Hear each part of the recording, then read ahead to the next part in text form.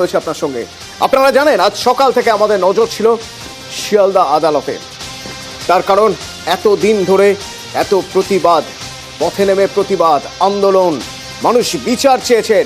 যত মানুষের সঙ্গে আমরা কথা বলেছি বেশিরভাগ মানুষই চেয়েছেন সর্বোচ্চ সাজা হোক, ফাঁসির সাজা হোক, কিন্তু তার আগে তো দোষী সাব্যস্ত করতে হবে। তো আজ ছিল রায় ঘোষণা, মাত্র 7 মিনিট লাগলো বিচারকের রায় ঘোষণা করতে। দোষী সঞ্জয় রায় 7 মিনিটেই ঘোষণা করে দিলেন দোষী সঞ্জয় রায়। কি শাস্তি হবে তার? সঞ্জয় রায়ের কি শাস্তি হবে তা জানা যাবে সোমবার বেলা 12:30টায়। কারণ ন্যায় সংহিতার 3 ধারায় দোষী সঞ্জয় রায়ের অনেক শাস্তি হতে পারে তার যাবজ্জীবন কারাদণ্ড, হতে পারে মৃত্যুদণ্ড। কোন কোন ধারা? 3 ধারা ন্যায় সংহিতার, ভারতীয় ন্যায় সংহিতার 3টি ধারা অনুযায়ী দোষী সাব্যস্ত, যাতে 64 ধর্ষণ, যার সর্বোচ্চ সাজা হতে পারে যাবজ্জীবন কারাদণ্ড। 66 ভারতীয় ন্যায় সংহিতার ধর্ষণের কারণে মৃত্যু, যার সর্বোচ্চ সাজা হতে পারে ফাঁসি। এবং ভারতীয় ন্যায় সংহিতার 103-এর 1 খুন, যার সর্বোচ্চ সাজা ফাঁসি। অর্ণব রয়েছে আমার সঙ্গে সরাসরি হাইকোর্ট শিয়ালদা আদালত চত্বর থেকে। করবেন অর্ণবের সঙ্গে একবার কথা বলবো। অর্ণব, মাত্র 7 মিনিট সময় নিলেন আজ বিচারক, কাঠগড়ায় তুললেন সঞ্জয়কে এবং জানিয়ে দিলেন যে এই দোষে দোষী সাব্যস্ত করা হয়েছে তাকে। আমি একটু ভিতরের খবর জানতে চাইবো, আমি একটু কি হলো আদালত চত্বরে জানতে চাইবো তোমার থেকে।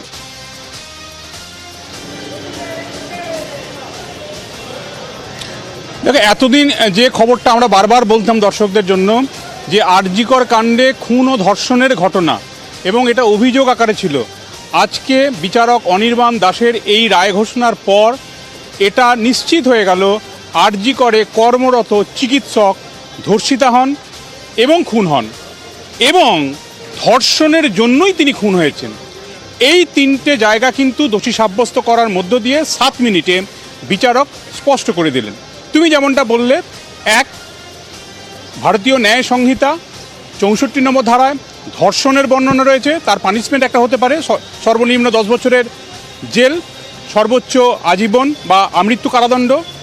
66 ভারতীয় ন্যায় সংহিতা এই ধর্ষণের কারণে, ধর্ষণের পেনিট্রেশন, অপকর্মের জেরেই খুন, এর সর্বনিম্ন শাস্তি যেটা বিচারক বললেন 25 বছর, আমৃত্যু কারাদণ্ড বা ফাঁসি। আর 103 খুন হয়েছে, তারও যাবজ্জীবন বা সর্বোচ্চ শাস্তি ফাঁসি হতে পারে। এবং এই জায়গায় 2টো বিষয় খুব লক্ষণীয় ছিল। 1, বিচারকের কথা বলা, তার অভিব্যক্তি। অন্যদিকে আসামি কাঠগড়ায় দাঁড়িয়ে বেপরোয়া, অকুতোভয় বিচারকের উদ্দেশ্যে কার্যত এই মন্তব্য ছুড়ে দেওয়া, বিচারক আপনি জানেন আমি নির্দোষ, আপনি বুঝেছেন আমি নির্দোষ, কামদুনি, নির্ভয়া, একাধিক জাজমেন্ট আমরা দেখেছি। কোনো জায়গায় কোনো আসামিকে বিচারকের উদ্দেশ্যে আঙুল তুলে বলতে দেখিনি আমরা যে বিচারক আপনি জানেন আমি নির্দোষ। কাজী এই নির্লিপ্ত মনোভাব এই আসামির কাজী কতটা শাস্তির আকারে আসতে পারে, এটা শোনার পর বিচারক যখন বলেন যে তোমার মৃত্যু সর্বোচ্চ শাস্তি হতে পারে, আমৃত্যু কারাদণ্ড সর্বনিম্ন হতে পারে, এই যে রায় এসছে তার প্রেক্ষিতে তোমার কিছু বলার থাকলে তুমি সোমবার বলো। কাজে এই 2টো জায়গা যদি মিলিয়ে দেখা হয় সেক্ষেত্রে কিন্তু সর্বোচ্চ শাস্তি, ক্যাপিটাল পানিশমেন্ট, ডেথ পানিশমেন্ট, ফাঁসির দিকে এগোতে পারে, তার একটা সম্ভাবনা রয়েছে। তবে এক্ষেত্রে বিচারককে এই ঘটনা, অর্থাৎ আরজিকর হাসপাতাল একটা প্রতিষ্ঠান, সেই প্রতিষ্ঠানের মধ্যে কর্মরত সরকারি চিকিৎসক, তার এইভাবে খুন হওয়াটা বিরলের মধ্যে বিরলতম ঘটনা হিসেবে মান্যতা দেন কিনা তার উপর নির্ভর করছে।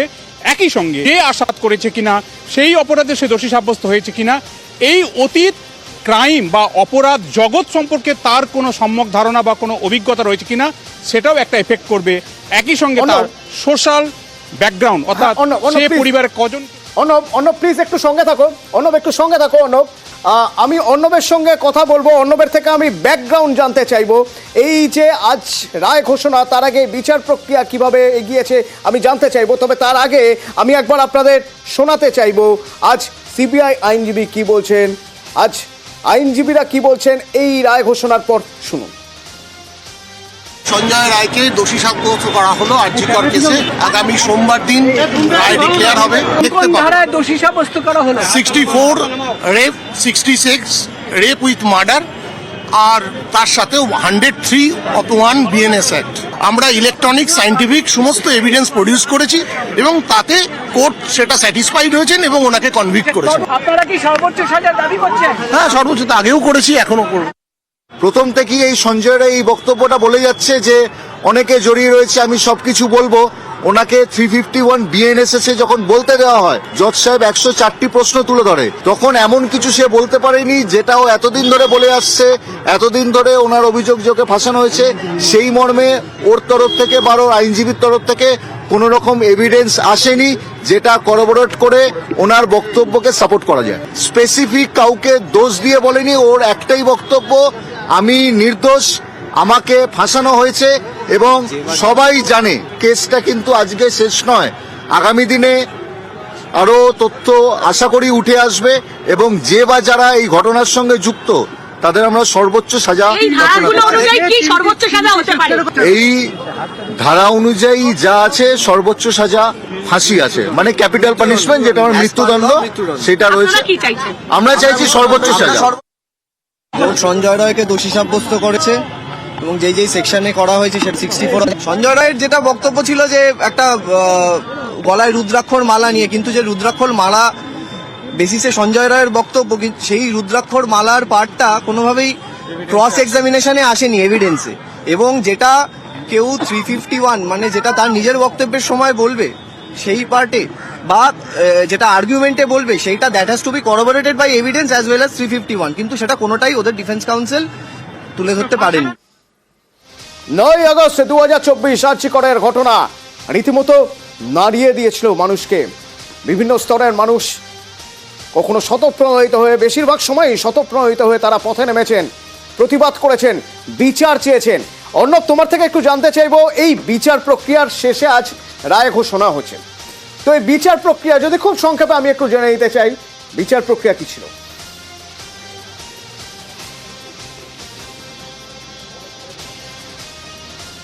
দেখো, এই বিচার প্রক্রিয়ার একটা বড় অংশ কলকাতা পুলিশ পার্ট হিসেবে ছিল এবং তাদের তদন্তে উঠে আসা নথি এবং তথ্য সেগুলো সিবিআই নেয় 14 তারিখ এবং 13 তারিখ তারা হাতে পায়, পুরোটা হাতে পায় না, 14ই আগস্ট তারা হাতে পায়। এবং তারপর এই প্রসিকিউশনের দায়িত্বটা, বিচার প্রক্রিয়াটা এগিয়ে নিয়ে যাওয়ার দায়িত্ব ছিল সিবিআইয়ের কাঁধে। এবং কার্যত সাম্প্রতিক সময়ে মরুভূমির মরুদ্যানের মতো বলতে পারো, সিবিআইয়ের এই তদন্তের ক্ষেত্রে একটা হলো সাকসেস রেট পারল। এবং এই ঘটনাতে চার্জশিট দেওয়া, চার্জ ফ্রেম হওয়া, যে সেকশনে একজনের ওপরই এবং বিএনএসএ, এবং এই 3টে সেকশন করতে গিয়ে মোট 50 জন বা 50টা সাক্ষ্য প্রসিকিউশন উইটনেস হিসেবে এসছে। এর মধ্যে অন্যতম গুরুত্বপূর্ণ আকারে বায়োলজিক্যাল স্যাম্পেল এসছে, 2 একাধিক সাক্ষ্য এসছে, সিসিটিভির ফুটেজ এসছে, অ্যাকিউজ সঞ্জয় রায়ের মোবাইলের টাওয়ার লোকেশন এসছে, সিবিআই যে টাওয়ার ডাম্পিং টেকনোলজির ব্যবহার করেছিল তার প্রয়োগ হয়েছে, এবং সার্কামস্ট্যান্সের বিভিন্ন যে তথ্য প্রমাণাদি নথি রয়েছে তার চেন সেটা কমপ্লিট হয়েছে, অর্থাৎ পারিপার্শ্বিক তথ্য প্রমাণাদির শৃঙ্খলটা সম্পূর্ণ হয়েছে বলে বিচারক মনে করছেন। তাই বিচারে দোষী সাব্যস্ত হয়েছে সঞ্জয় রায়। অর্ণব আমার সঙ্গে রয়েছেন, অর্ণবের সঙ্গে আরো কথা বলবো, তার আগে আপনাদের শোনাবো এই দোষী সাব্যস্ত হওয়ার আগে আজ সারা দিন যখন সকাল থেকে আমরা কথা বলেছি, আদালত চত্বরে প্রচুর মানুষের ভিড়। তারা জানতে চেয়েছেন, তারা বলতে চেয়েছেন যে তারা সর্বোচ্চ শাস্তি চাইছেন। জুনিয়র ডাক্তাররা যারা আন্দোলন করেছিলেন, যারা প্রতিবাদ করেছিলেন এই ঘটনার, তাদের কাছেও আমরা জানতে চেয়েছি ভার্ডিক্টের পরে, হ্যাঁ অবশ্যই রায় ঘোষণার পরে কি বলছেন তারা। এভিডেন্ট ডিস্ট্রাকশন, ইনভেস্টিগেশন হাসাবের যে কথা আছে, একাধিক ব্যক্তি জড়িয়ে থাকার যে প্রসঙ্গ জড়িয়ে আছে, এবং পোস্টমর্টম থেকে শুরু করে এমআইএমবির যে রিপোর্টে যে ইনজুরির কথা বলছে, সিন অফ ক্রাইম কোথায়, এই যে যাবতীয় প্রশ্ন আছে, এই প্রশ্নগুলোর পরিষ্কার উত্তর যতক্ষণ না আসছে ততক্ষণ আমরা মনে করি যে ন্যায় বিচার হলো না। আমার 2 সহকর্মী অয়ন এবং রুমেলা সকাল থেকেই, অর্ণব, অয়ন, রুমেলা এরা সকাল থেকেই শিয়ালদা কোর্ট চত্বরে ছিলেন। রুমেলা কথা বলেছেন বেশ কিছু মানুষের সঙ্গে এবং তারা এই রায় ঘোষণা কিভাবে দেখছেন শোনাবো একবার। এমন একটা ঘটনা যা গোটা দেশকে নাড়িয়ে দিয়েছিল, সেই ঘটনার রায়ে একবার উৎসুক মুখের ভিড়টা দেখাই আপনাদের। শিয়ালদা স্টেশন চত্বর এমনিতেই গমগম করে, কিন্তু এই শিয়ালদা আদালতের বাইরে যেখানে ব্যারিকেড করে দেওয়া হয়েছে, আজ সেখানে এমনই ভিড়, এবং তারাও চাইছেন ওই বিচারটাই। চাল ওর ফাঁসি হোক। আগামী সোমবার বিচারক সাজা ঘোষণা করবেন, কি চাইছেন? আমি চাই ওর ফাঁসি হোক। দোষীদের ফাঁসি চাই, খালি সঞ্জয় রায় একা নয়, ওর সঙ্গে যারা যারা আছে সবাই, যারা আছে সবাই, কোনো ছাড় নেই। সকলেই এক বাক্যে ফাঁসির দাবি করছেন। ওই যে আপনাদেরকে বললাম, এই উৎসুক মুখের ভিড়, এরাও হয়তো কোথাও না কোথাও, কখনো না কখনো বিচারের দাবিতে পথে নেমেছিলেন, আন্দোলন করেছিলেন।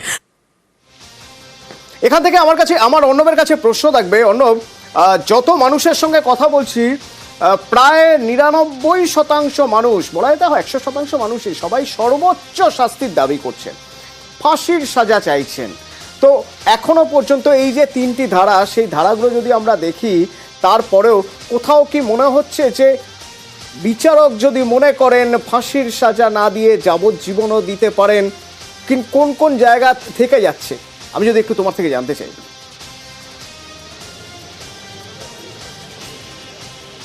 দেখো, সর্বোচ্চ শাস্তি ফাঁসি বা মৃত্যুদণ্ড, নচেত আমৃত্যু যাবজ্জীবন বা কারাদণ্ড, এই দুটো প্রভিশন রয়েছে। এবং এক্ষেত্রে ক্রাইমের অতীত যে রয়েছে সঞ্জয়ের ক্ষেত্রে, অন্য কোনো অপরাধে সে অভিযুক্ত কিনা, হাত তার পেকেছিল কিনা অন্য কোনো অপরাধে, তাতে সে আগে দোষী সাব্যস্ত হয়েছিল কিনা, সাজা খেটেছিল কিনা, তার ফ্যামিলিগত অবস্থান, এই সবগুলো বিচার বিবেচনা করবে বিচারক, এবং তারপর এই ফাইনাল কোয়ান্টাম বা সেন্টেন্স বা সাজাটা ঘোষণা করবে। এবং এক্ষেত্রে একটা বিষয়ে সবার আগে আসতে হবে, বিরলের মধ্যে বিরলতম ঘটনা কিনা। বিরলতম ঘটনা প্রত্যেক মানুষ বলছেন, রাস্তায় নেমেছেন, মহিলারা রাস্তায় নেমেছেন, মাঝরাত দখল করেছেন। আমাদের রাজ্যে কুচবিহার হাসপাতালের মধ্যে এক সরকারি চিকিৎসাকর্মীর মৃত্যুর কথা আমরা জানি, কিন্তু এই রকম ব্রুটালিটি, জঘন্যতম নৃশংস হত্যা, এবং আজকে রায়ের পর যেটা স্পষ্ট হয়ে গেল যে ধর্ষণ করে খুন করা হয়েছে, এই জায়গাটা বিরলের মধ্যে বিরলতম রায় হিসেবে, ঘটনা হিসেবে আদালত চিহ্নিত করে কিনা, তার উপরই নির্ভর করছে ক্যাপিটাল পানিশমেন্ট বা ডেথ পানিশমেন্ট সঞ্জয় রায়ের হবে কিনা। কাজেই দুটো ইঙ্গিত কিন্তু দিয়ে রেখেছে, আমৃত্যু কারাদণ্ড নইলে ফাঁসি, এর মধ্যে হতে পারে। এবং ফাঁসি হবে কি হবে না সেটা সোমবার 12:30 পর্যন্ত আমাদের অপেক্ষা করতে হবে। ফাঁসি হওয়ার কিন্তু যথেষ্ট সম্ভাবনা রয়েছে বলছে আইনজীবীদের একটা বড় অংশই, মনেও তাই এরা করছে। কারণ কর্তব্যরত চিকিৎসককে যেভাবে নৃশংস অত্যাচার করে, ধর্ষণ করে খুন করা হয়েছে, এই ঘটনা যদি বিরলের মধ্যে বিরলতম না হয়, তাহলে আর কোনটা হবে, এমনটাও অনেকে বলছেন। ধন্যবাদ অর্ণবকে ধন্যবাদ জানাবো। এবং শিয়ালদা কোর্ট চত্বরে আজ এই যে চতুর্দিকে প্রচুর মানুষ, তারা ফাঁসির সাজা চাইছেন। আরও একবার যেমন আপনাদের দেখিয়ে রাখতে চাইবো যে 3টি ধারায় দোষী। কোন 3টে ধারায় দোষী সাব্যস্ত সঞ্জয়? বিএনএস অর্থাৎ ভারতীয় ন্যায় সংহিতা 64, ধর্ষণ, সর্বোচ্চ সাজা কি? যাবজ্জীবন কারাদণ্ড ও জরিমানা। পরবর্তী ধারা কি? ভারতীয় ন্যায় সংহিতার 66 নম্বর ধারা। এই ধারায় কি আছে? ধর্ষণের কারণে মৃত্যুতে যদি দোষী সাব্যস্ত হয়, তাহলে সর্বোচ্চ সাজা ফাঁসি। ভারতীয় ন্যায় সংহিতার 103-এর 1 যদি যে 3টি ধারা, সেই 3টি ধারার মধ্যে থেকে 2টি ধারাতেই সর্বোচ্চ সাজা ফাঁসি, আমৃত্যু কারাদণ্ড এবং জরিমানা। এই ঘটনার পর একের পর এক মানুষ পথে নেমেছেন বিভিন্ন জায়গায়, বিভিন্ন মহলে, এবং রাজনৈতিক দলের প্রতিনিধিরাও তারা তাদের মতো করে মুভমেন্ট করেছেন, এগিয়েছেন, রাজনীতির কথাও বলেছেন। তো আজ যখন এই রায় ঘোষণা, তারপরে রাজনীতিবিদরা কি বলছেন শোনাবো আপনাদের। এটা খুব মর্মান্তিক ইস্যু, এবং এক্ষেত্রে খুব পরিষ্কার আমার অন্তত স্ট্যান্ড, সঞ্জয় রায় হয়তো দোষী, কোর্টটাকে দোষী সাব্যস্ত করেছেন, ক্যাপিটাল পানিশমেন্টই হয় এসব সাজাতে। এটা একটা আংশিক বিচার, এবং আমি মনে করি ইনভেস্টিগেটিং এজেন্সি, জুডিশিয়ারি, তাদেরকে এটা দেখা উচিত। ডিএনএ রিপোর্ট এসছে, এটা একজনের দ্বারা হয়নি, ফরেন্সিকের যে রিপোর্ট এসছে তাতে ধস্তাধস্তির কোনো চিহ্ন নেই, পানিশমেন্ট ডিক্লেয়ার। এটাকে ওয়েলকাম করে এই অমীমাংসিত বিষয়গুলি নিয়ে এর নিষ্পত্তি হওয়া উচিত। এই সঞ্জয় রায়কে ধর্ষণ এবং হত্যা আরজি করে মহামান্য আদালত দোষী সাব্যস্ত করলেন।